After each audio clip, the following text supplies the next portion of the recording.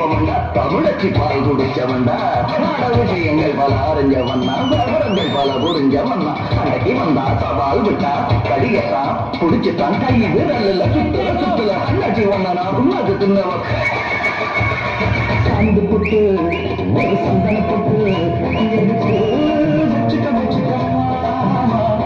பூ முடிச்சு ஒரு சேலைய கட்டு